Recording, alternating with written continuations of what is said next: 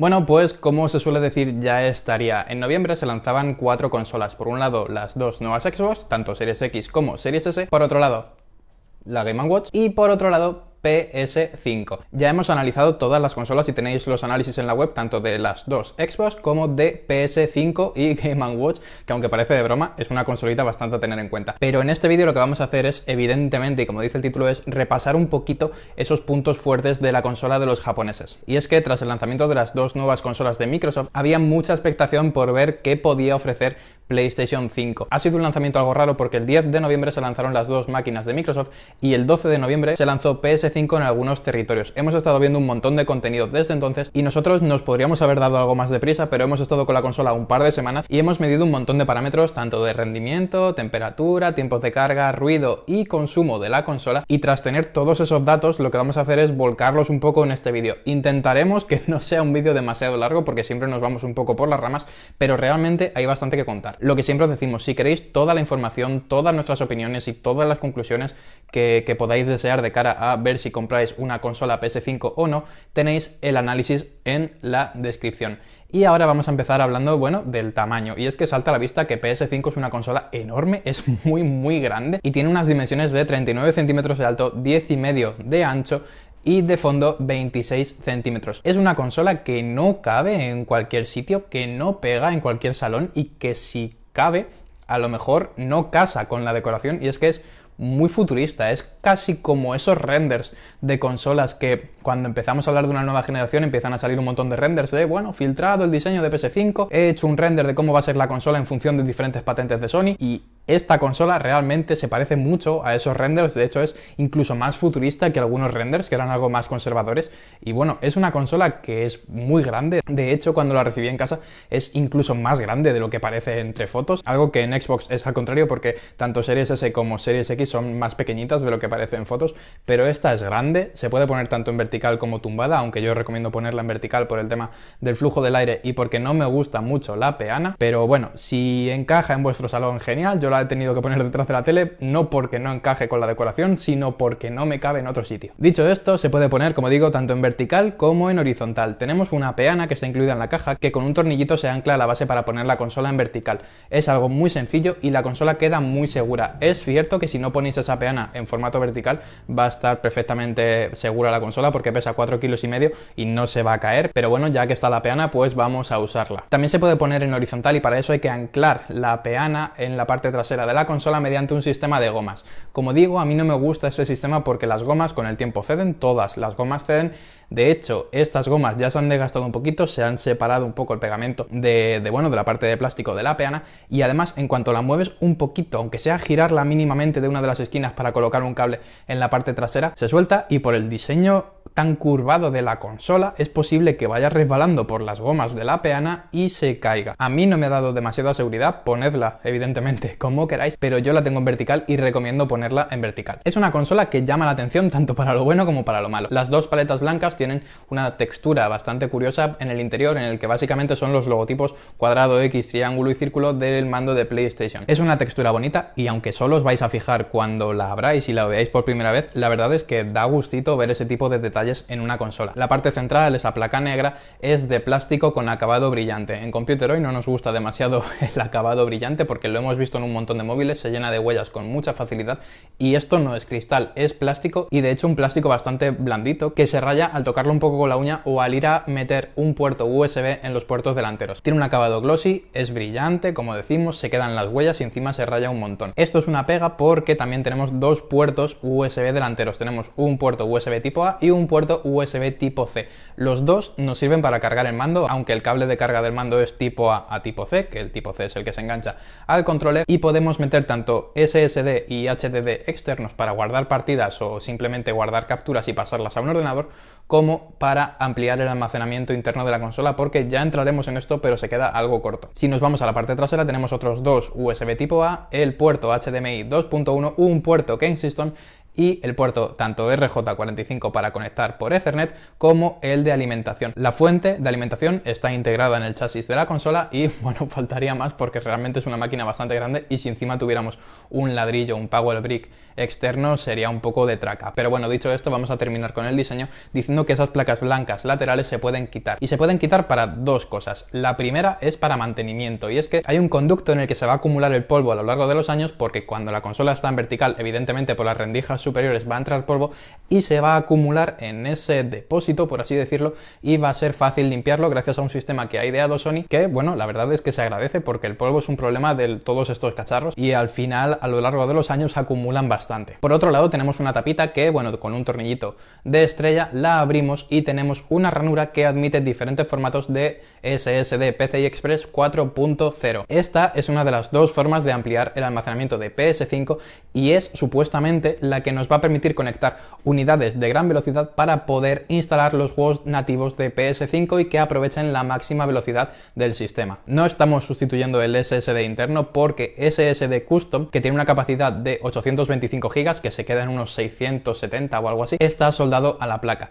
Que esté soldado a la placa nos da una velocidad de transferencia realmente bestial, ahora veremos los números, pero no estamos sustituyendo, como decimos, un PCI Express por el disco SSD integrado de la consola porque básicamente no podemos. Y lo otro por lo que podemos querer quitar estas placas blancas es para comprar carcasas personalizadas. De momento Sony no está comercializando ese tipo de carcasas y ya ha habido alguna polémica con tiendas que sin pagar las patentes a Sony, bueno, pues han empezado a comercializarlas, pero bueno, en el futuro podremos cambiarlas fácilmente o simplemente quitarlas para pintarlas con un spray o hacer nuestros propios diseños. Todo esto no anula la garantía y de hecho hay una pegatinita que nos indica, ojo, cuidado que si pasas de aquí y si quitas esta pegatina, ahí ya como se te fastidia la consola no te la vamos a reparar, así que cuidado con eso. Y visto el exterior, vámonos al interior, y es que muchas veces lo importante está en el interior, como decía Disney, y aquí tenemos una arquitectura que básicamente es la misma que tenía Xbox Series X, pero con una filosofía algo distinta. Tenemos un SoC en 7 nanómetros, que es AMD Radeon basado en RDNA2. Esto de basado es importante porque Xbox Series X es la única consola full, por así decirlo, RDNA2. PS5 también utiliza esta arquitectura de la GPU, pero con una serie de cositas que Sony ha personalizado para, bueno, hacer una RDNA2 custom que se va a aprovechar de diferentes formas. La CPU es una AMD Zen 2 de 8 núcleos y 16 hilos que tiene una frecuencia de hasta 3,5 GHz y la GPU, como decía, está basada en RDNA2 con 36 unidades computacionales y una frecuencia de 2,23 GHz de máxima. En total, el sistema nos da unos 10,3 teraflops, pero como hemos dicho en otras ocasiones, los teraflops no lo son todo, no sirven para comparar en muchas áreas y bueno, al final tendremos que ver cómo los desarrolladores utilizan esa potencia de la consola y esos truquitos para hacer juegos muy parejos entre Series X y PS5. Por otro lado, tenemos exactamente igual que en Series X y esto es algo bueno porque ya vimos en la RTX 3070 que la memoria era un poquito escasa, 16 GB de memoria GDDR6 con un ancho de banda de 448 GB por segundo. Hemos probado todo tipo de juegos, tanto los nativos de PS5, creo que de hecho todos los nativos de PS5 que podíamos probar, como muchos de PS4 y el rendimiento en todos ellos es espectacular. De hecho, una de las grandes bazas de PS5 es que es la única consola, la única nueva plataforma que llega con un juego que solo se puede jugar en PS5 y es el remake de Demon's Souls. Manda narices que sea un Souls y de hecho un remake, el juego que marca la pauta un poquito de lo que podemos esperar de ese potencial de las consolas y que marca una línea generacional entre One X y PS4 Pro y PS5 y Series X. El juego de Bluepoint, que al final son los que han desarrollado este remake, es el que demuestra a lo que pueden llegar las nuevas consolas cuando se dejen de hacer juegos intergeneracionales, pero no nos vamos a meter en esto demasiado, ya lo veremos en otro vídeo y solo podemos decir que Demon's Souls es un ejemplo fantástico de lo que significa una nueva generación. Está plagado de detalles, tiene una calidad de imagen realmente bestial y aunque tiene dos modos, uno en el que se priorizan los gráficos y va a 30 FPS y otro en el que esos gráficos bajan un poquitín, pero realmente es muy poquito, lo que baja sobre todo es nivel de partículas y teselación de algunos objetos, pero va a 60 FPS, demuestra que en esta generación vamos a seguir con esa tónica,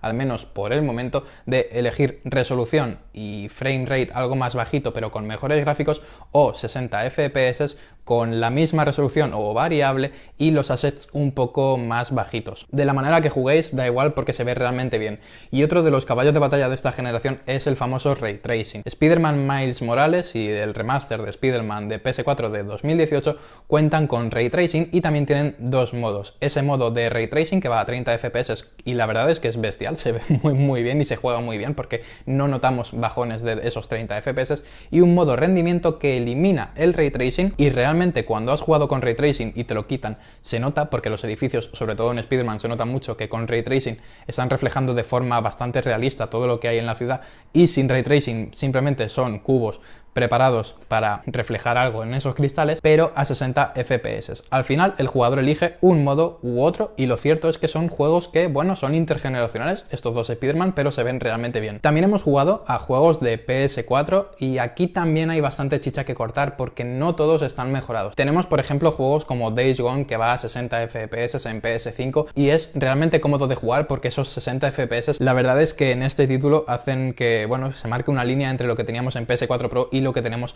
ahora en PS5. Y también hemos jugado al gran exclusivo de este año, que era The Last of Us Parte 2. En este no tenemos ningún tipo de mejora porque, bueno, lo único que hay es que se aceleran los tiempos de carga gracias al SSD de PS5, pero ni tenemos más resolución, ni mejor frame rate, ni mejores texturas, ni mejores assets. Todo va exactamente igual que como iba en PS4 Pro. Ahora bien, antes de pasar a la parte más especial para mí de PS5, que es el mando, vamos a hablar un poco de numeritos para que veáis cómo rinde el shock con pruebas de ruido, temperatura y consumo. En el consumo la verdad es que no hemos tenido sorpresas porque básicamente esperábamos estos datos habiendo analizado ya Xbox Series X y un shock de 7 nanómetros que se porta muy bien tanto en eficiencia y en potencia por vatio como en disipación de calor. Tenemos que The Last of Us Parte 2, por ejemplo, consume 88 vatios, mientras que en PS5 consumía 135 vatios. Si continuamos con las comparativas, Miles Morales consume 165 vatios por 145 vatios en PS4 Pro, pero algo importante es que en una tiene Ray Tracing y va a 4K y en la otra no tiene ese Ray Tracing. Por otro lado, Demon's Souls, que es, como digo, un juego de nueva generación, realmente no podemos comparar con PS4 Pro, pero tenemos un consumo de 170 vatios. Y cuando la consola está en reposo, tanto en el menú como en reposo porque está apagada, también consume bastante menos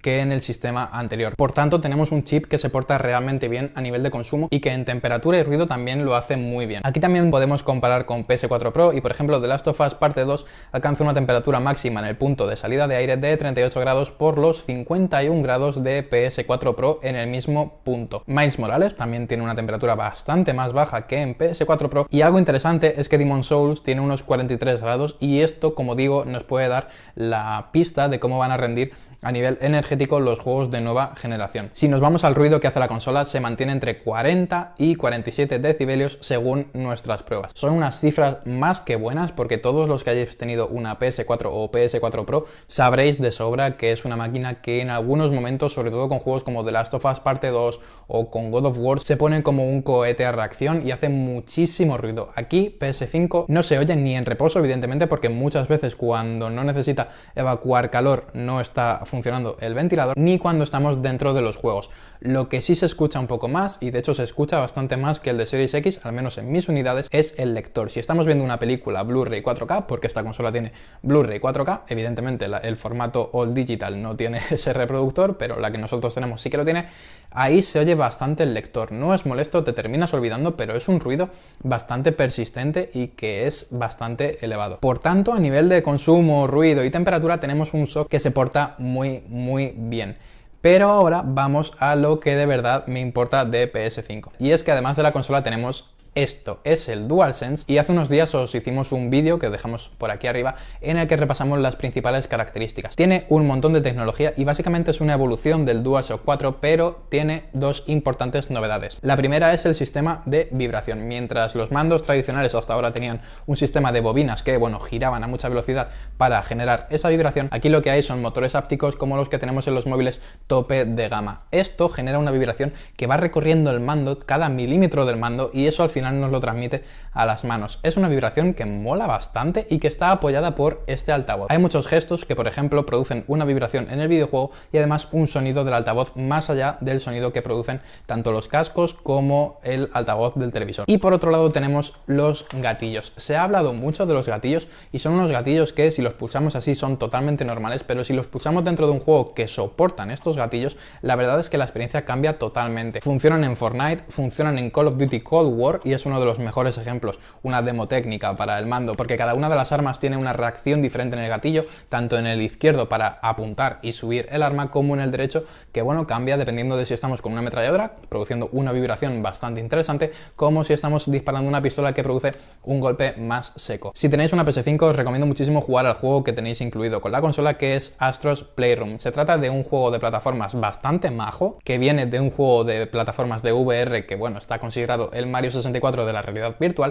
y que es una demo técnica perfecta de lo que puede hacer este mando. Es algo complicado porque es exactamente igual que el sonido Dolby Atmos o el sonido 3D de PS5, que por cierto, el sonido 3D de PS5 funciona con cualquier auricular que conectemos al jack de 3,5 mm del mando o al USB de la consola y crea un sonido espacial para los juegos de momento nativos de PS5. Y como digo, es algo difícil de explicar porque tienes que sentirlo realmente. Sé que suena muy romántico esto de no, es que tienes que sentirlo, pero realmente cuando te vas a dar cuenta de las posibilidades de este mando es cuando tengas un juego que soporte tanto los gatillos como el altavoz y la vibración áptica y te pongas a los mandos y digas, wow, ya no es solo lo que veo, sino lo que tengo entre las manos. Para mí, DualSense, que es como se llama el mando de PS5, es un cambio generacional y es algo que esperas cuando compras una consola de nueva generación. Y otra de las cosas que esperas es que el menú sea distinto. A mí me gusta mucho trastear con cacharros, con distintos sistemas operativos y demás, y el sistema operativo de PS5, aunque es heredado del de PS4, y se nota bastante porque tiene ese sistema de tiles en el que tenemos los juegos, las aplicaciones y demás, la verdad es que mola porque es nuevo y realmente va muy fluido. Me gusta mucho, sobre todo, más allá de la fluidez,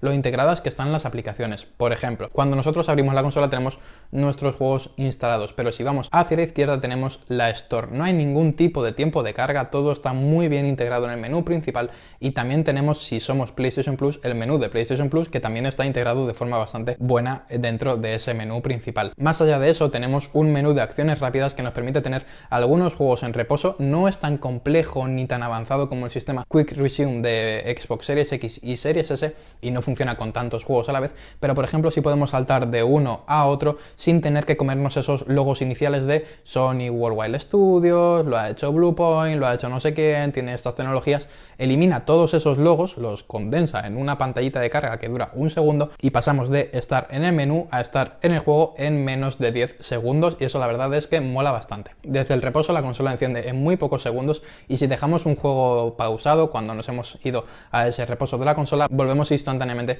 a la partida que habíamos dejado a medias. Y algo de lo que también nos beneficiamos es en las descargas. Tanto el Wi-Fi como el puerto Ethernet descargan ahora a una velocidad digna, cosa que no hacía ni PS4 ni PS4 Pro. Los juegos con una velocidad de red de banda ancha se descargan enseguida y por fin va a dejar de ser un suplicio querer descargar un juego de 100 GB, porque hay alguno que pesa 100 GB, en nuestra consola. Algo que también está bastante integrado con el sistema, más allá de la Store, es Spotify y aplicaciones de vídeo. Podemos poner Spotify mientras jugamos, pero también mientras estamos en el menú y todo se reproduce de una forma bastante orgánica y la verdad es que, como digo, mola mucho trastear por el menú porque es un menú muy simple, no tiene demasiados recovecos, todas las opciones están en una esquinita y al final esa sencillez mola bastante y tiene cositas interesantes. Si estamos en un juego de PS5, por ejemplo, y pulsamos una vez el botón PlayStation, nos muestra el porcentaje de la misión que estamos haciendo y una estimación, por ejemplo, del tiempo que tenemos. No es una guía, pero si por ejemplo estamos en Spider-Man y no sabemos qué tenemos que hacer, pero sí sabíamos que teníamos que ir a algún sitio, pero nos hemos olvidado de la misión porque nos hemos ido a monear a otro,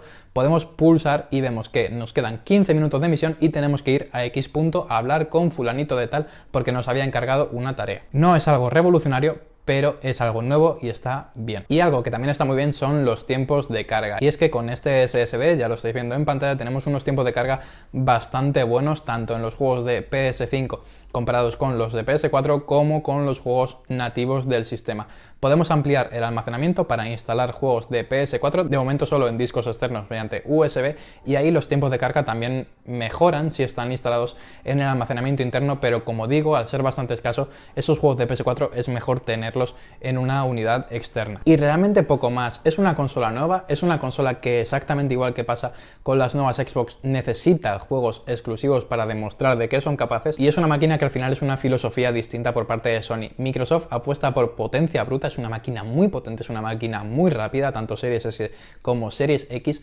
pero apuesta por esa continuidad, por el usuario que tenía una Xbox One o una One X y quiere un sistema que sea igual pero mucho más potente para jugar a 4K, con Ray Tracing, con un montón de mejoras, con esos 120 FPS, con resolución 6K que ya estamos viendo en algunos juegos como Ori. Y Sony ha hecho algo similar porque al final no han cumplido esa promesa de no, nosotros creemos en las generaciones y vamos a cortar con PS4. Sony va a lanzar todavía muchos juegos, tanto en PS4 como en PS5, pero ya tenemos un Demon's Souls que, como digo, es el ejemplo perfecto para ver el potencial de estas nuevas consolas. Tiene esa filosofía distinta porque aunque muchos juegos van a ser intergeneracionales, sí que rompe con el pasado tanto por la estética como con el mando y el sistema. Pero al final son dos muy buenas máquinas, nos hemos quedado con un gran sabor de boca con ambas y lo que vamos a hacer estos días es comparar punto por punto a lo mejor Series X y PS5. Lo bueno de esto es que compréis una o compréis otra, lo bueno es que cada vez salen más juegos que están disponibles en las dos y encima muchos juegos tienen ya multijugador, multiplataforma, por lo que no tenéis que comprar una que a lo mejor no queréis tanto pero vuestros amigos están en esa, porque lo más seguro es que podéis jugar juntos. Así que dicho esto, este ha sido nuestro análisis y os recordamos que el análisis más completo lo tenéis en la web, pero no nos daba tiempo a condensarlo todo en este vídeo. Y como siempre digo, dad un like si os ha gustado, suscribíos para tener más vídeos, dejad cualquier tipo de duda en los comentarios y nos vemos en el siguiente. ¡Hasta luego!